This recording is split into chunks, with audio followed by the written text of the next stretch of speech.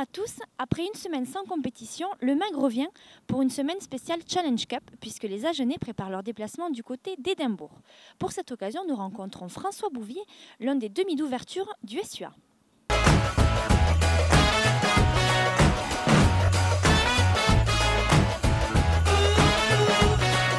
Bonjour François. Bonjour. Ravi de t'accueillir dans ce MAG.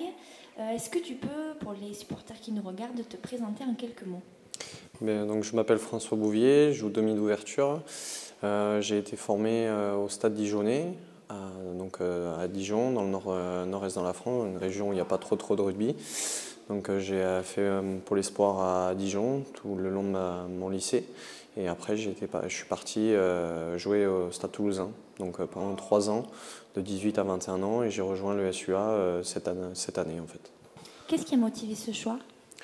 À Toulouse, c'était vachement bouché pour moi au niveau des professionnels, donc je voulais gagner du temps de jeu dans l'équipe Fagnon, et c'est l'opportunité qu'on m'a donnée ici, qu'on m'a proposée ici, donc j'ai sauté sur l'occasion.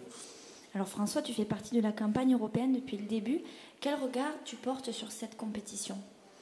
Moi, je pense que c'est un tremplin pour les jeunes. Donc, ça nous permet déjà de nous montrer. On a l'opportunité de jouer et nous montrer aussi au niveau du staff, c'est que si jamais on répond aux exigences qu'ils ont vis-à-vis de nous, ça nous laisse peut-être aussi l'opportunité de jouer en top 14. Donc, c'est pour moi, je pense, une belle compétition, en tout cas pour les jeunes. Tu partages le poste d'ouverture, François, avec Bautista Güemes. Est-ce que tu peux nous raconter comment ça se passe? Ça se passe bien, avec Bauti on s'entend très bien, donc il n'y a aucun souci à ce niveau-là. Oui, on joue chacun notre tour et pour l'instant ça se passe bien entre nous. Il y a une concurrence très saine. Bauti, c'est vraiment un mec qui a tout le temps le sourire, on bosse tous les deux, on s'entend bien, donc il y a zéro problème de ce côté-là. Ouais. Est-ce que tu peux nous dire comment s'est passée cette semaine d'entraînement, puisque je rappelle que vous vous préparez pour le déplacement à Édimbourg? On s'est préparé déjà sur terrain synthétique, dans des conditions un peu écossaises. Donc là, il pleut depuis 2 semaines, on a l'impression que ça ne s'arrête pas. Donc ouais, on a dû s'entraîner sur synthétique, avec un ballon qui était du coup tout le temps mouillé, avec beaucoup de vent. Donc conditions assez difficiles pour s'entraîner, un terrain qui est pas forcément très bon pour les articulations, tout ça. Mais bon, c'est les aléas du rugby et on s'adapte. Je pense que ce sera bien pire à Édimbourg, donc on s'attend au pire. Tu la connais bien, cette équipe d'Édimbourg. On se rappelle du match aller. Elle est composée de beaucoup d'internationaux. Pour toi, par quoi passera la victoire? Moi, je pense que la victoire, elle passera d'abord par le collectif parce que, comme tu l'as dit, il y a beaucoup d'internationaux. Donc, je ne pense pas qu'on peut prétendre individuellement à être meilleur qu'eux.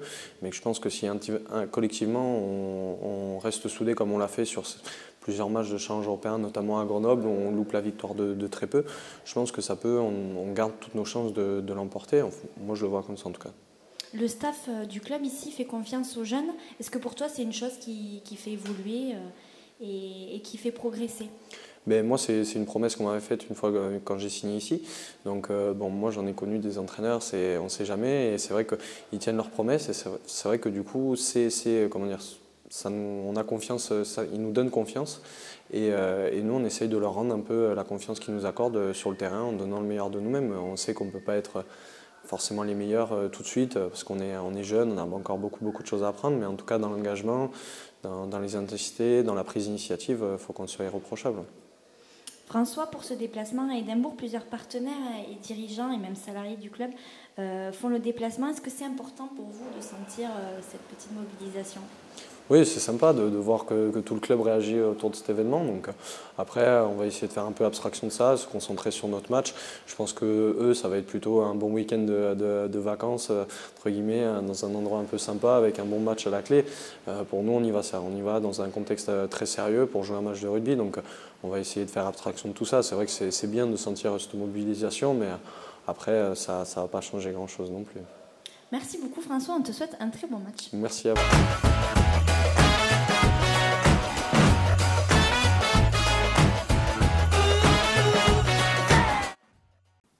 Et tout de suite, on jette un coup d'œil à la composition du 15 Agenais qui se déplacera à Édimbourg demain, coup d'envoi 19h30.